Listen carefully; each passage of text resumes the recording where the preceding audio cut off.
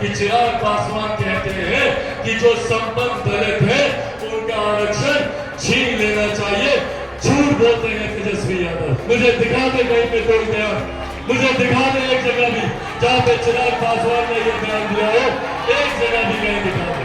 और अगर नहीं तो तेजस्वी यादव जी ये झूठ बोलना, झूठे बयान देना बंद कीजिए, नहीं तो मजबूरन हमको भी आपके ऊपर कार्रवाई करनी पड़ेगी। ये डर इसीलिए साथियों आज आग्रह करने आया हूं। एक तरफ प्रधानमंत्री जी हैं जो हम लोग को सम्मान विकास की राह पर आगे लेकर जाने का काम करते हैं, दूसरी तरफ वो लोग हैं जो अपने लाठी में तेल पिलाने का काम करते हैं।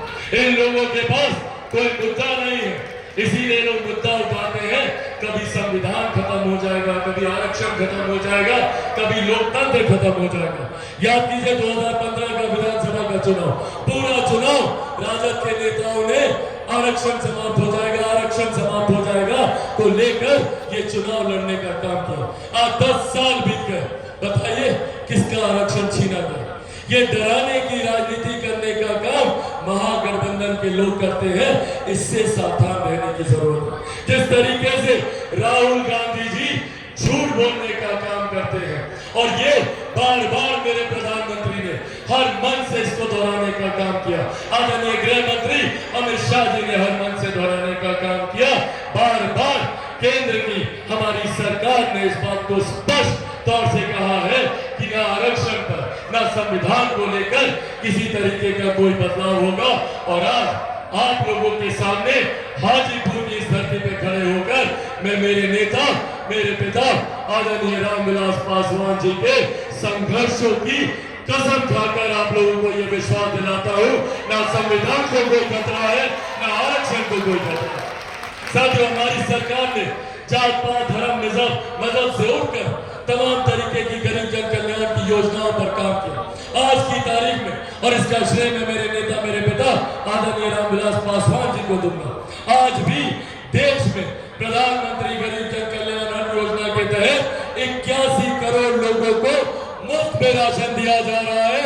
ये देश हमारे प्रधानमंत्री जी और मेरे पिता आदरणीय रामविलास पासवान जी की है। आप लोगों को मिलता है ना राशन? किन लोगों को मिलता है? हाथ उठाकर बताइए, हाथ उठाकर बताइए। ये सोच है मेरे प्रधानमंत्री जी की, मुख्य धारा के साथ गरीबों को बाहर निकाल कर जोड़ने की। पिछले 10 सालों में 25 करोड़ से ज्यादा गरीब परिवार मुख्य धारा के साथ जुड़ने का काम किया। और दूसरी तरफ ये लोग भ्रम फैलाते हैं आरक्षण समाप्त हो जाएगा। यहीं पर तेजस्वी यादव आकर चिराग पासवान के बारे में बोलकर जाते हैं कि चिराग पासवान कहते हैं कि जो संपन्न दलित है उनका आरक्षण छीन लेना चाहिए। झूठ बोलते हैं तेजस्वी यादव। मुझे दिखा दे कहीं पे कोई बयान, मुझे दिखा दे एक जगह भी जहां पे चिराग पासवान ने यह बयान दिया हो, एक जगह भी कहीं दिखा दे। और अगर नहीं तो तेजस्वी यादव जी ये झूठ बोलना, झूठे बयान देना बंद कीजिए, नहीं तो मजबूरन हमको भी आपके ऊपर कार्रवाई करनी पड़ेगी। ये डर, ये भ्रम फैलाने का काम, ये डर, ये भ्रम फैलाने का काम जो लोग करते हैं, इन लोगों से साथियों हम लोगों को सावधान रहने की जरूरत है।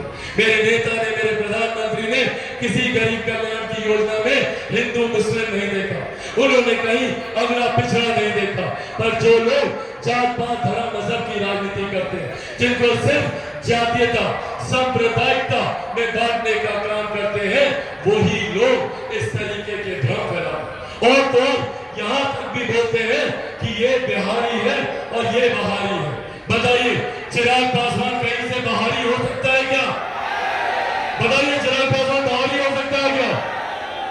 यह मेरी मिट्टी है, ये मेरी जमीन है, इस जमीन में मेरे पिता का खून पसीना मिला हुआ, ये मेरी जमीन है। और जो लोग बोलते हैं कि भैया चिराग पासवान बहारी है, तो वो लोग कौन लोग हैं जो विदेश से आते हैं और टूरिस्ट बनकर यहाँ पर चुनाव लड़ने का काम करते हैं?